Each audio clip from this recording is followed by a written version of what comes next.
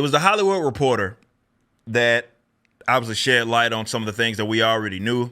We know that Gina Carano is suing Disney. I think Elon Musk is kind of helping out with that effort. But I really do, for this segment, I want to focus on the just overall cohesiveness of Hollywood. Yeah, we all know what happened was wrong with Gina Carano, okay? Them coming out and saying what it is they said once they let her go was insane. The reason was, more than anything, just, hey, there's a person that is active in Hollywood that does not think like the hive mind. And they had to get rid of her.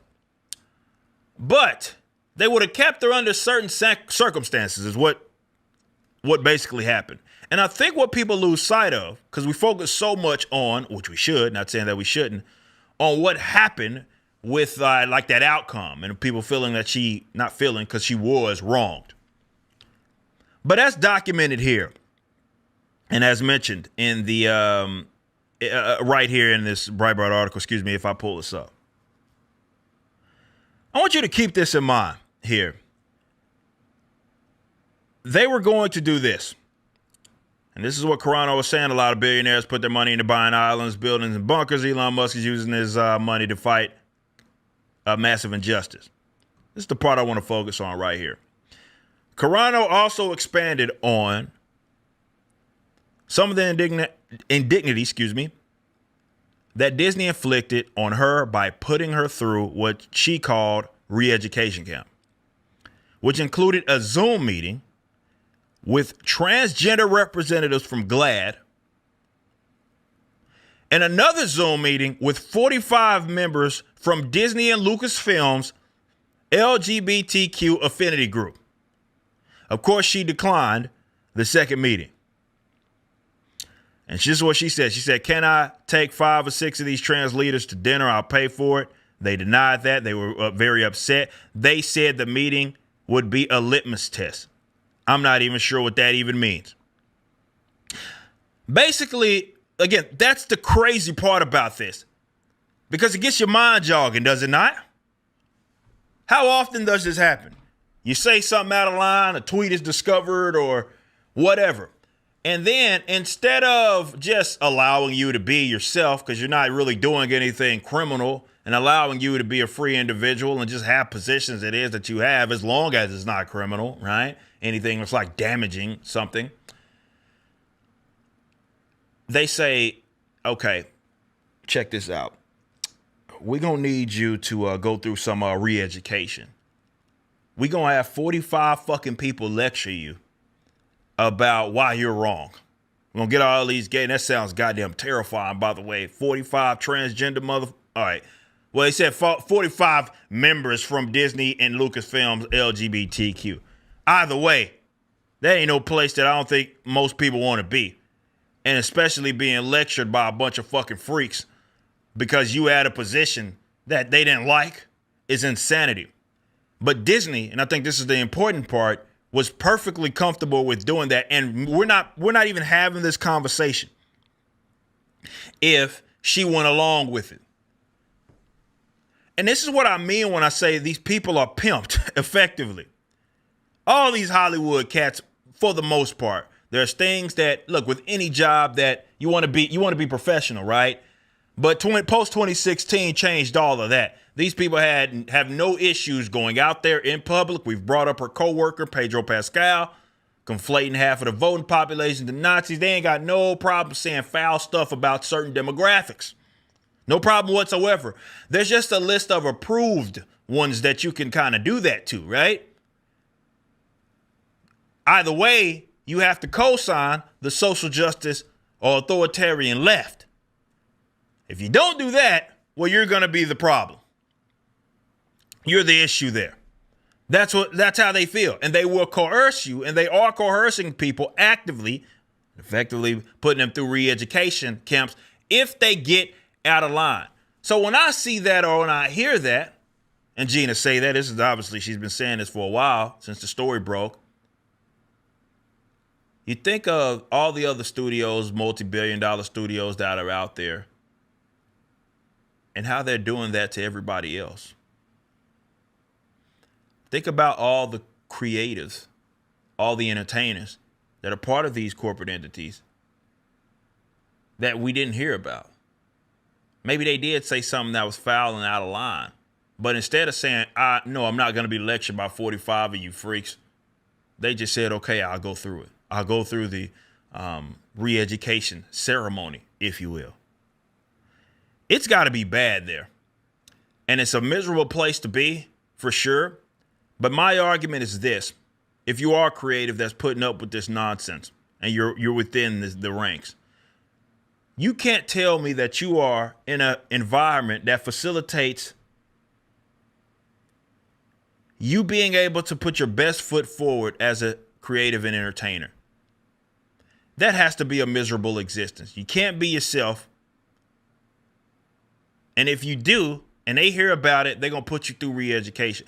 And y'all are all going along with it. That has to be a miserable existence. That's for sure. It absolutely has to be a miserable existence. There is an intensive seminar camp. It's a bit severe, but it might be the only way. Couldn't be me, for sure. And that's, look, this is the world that I facilitate here at the Riververse. I can only control what I control. But one thing that I want to happen is I want my employees to feel like they're themselves. In fact, there's been people that have gotten mad at me, right, for that. How dare you? How dare you? Bring people on within the company and allow them to be themselves. How dare you not have just a hive mind of people that think the same goddamn exact way in politics? How dare you? Proves these guys, number one, never listen to anything it is that I've ever said about this like the entertainment landscape. Never listen to jack shit that I've ever said about that. Because for me, I want to facilitate a company, or rather the environment of it, where people can put their best foot forward creatively and everybody leaves everything at the door. And they're not going to be punished for having a position on a particular fucking topic that I don't have or something of that nature. That's not how we do business here. And I think that I get the best from what I pick up. I think I get the best out of these people. I think I get the best out of our employees because they know that they don't have to fear for their fucking jobs as long as they do their job. That's my requirement. Do your job. Leave all the gay shit at the door, but just do your job. Do your job. We'll have fun. We'll make sure you're taken care of. We'll make sure you're paid well, and you get to be yourself. As long as you're not doing anything like criminal that's going to damage the actual company, be yourself. And I think you get the best out of creators when you do that. That's not how, at least with the mainstream especially, does not work like that. It's more of, you can have any position that you want. They just better not hear about it. So you better not be saying anything about it publicly, unless it's authoritarian leftism. Then that's fine. You can say Trump bad, all that good shit. Nobody's gonna punish you in Hollywood or mainstream entertainment for doing that. But now, if you go support some other guys and let's say that you have positions that are slanted to the other way, then that's gonna be a fucking problem. And they're going to be actively probably trying to get rid of you. So torches! Get your torches! It's just a matter of, I think that a part of, parallel economy, I think the part that gets slept on is this aspect of it. I mean, of course, the whole point is to build something kind of alternative to the mainstream. But, I mean, I do think you're in a position to, you might not have the resources of the mega corporation, but you're in a position to really produce some really solid material, because at minimum, no matter who it is that works for you, as long as you're taking care of them, paying well, you're going to get the best out of them. You're going to get the best out of those individuals because you're facilitating an environment that allows them to flourish. It's going to be a miserable existence, and I couldn't imagine being in it, and so many people are in it right now. Some of those have been in my direct messages. and such, talking about their experiences being in the mainstream and how that has to be, we talked about this with like content creators and them getting out there and not being able to be themselves because they have to put on a facade. They have to be somebody that they're not. That shit is exhausting. And the same can be said if you're a creative that's existing and you work for a company and you can't really be yourself. And you have to kind of fear that if you are, even outside of company hours and just doing your own thing, you can't like something, or you can't have a particular political position publicly without being punished, without either losing your job or being coerced or extorted really into going through some re-education camps. That will take a toll on you mentally. You can't possibly put your best foot forward because you're always worried about that. And that's one of the things the parallel economy for sure can fix.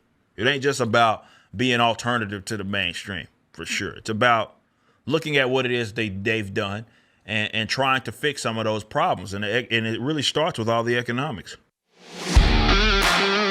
Thanks for watching. Right now, the Rippaverse is in the middle of our latest campaign, Yaira #1, which was written by the Saskas. Head over to Rippaverse.com, pre-order, and check out our first live-action trailer and the latest Rippaverse Studios production, Y'all Be Easy.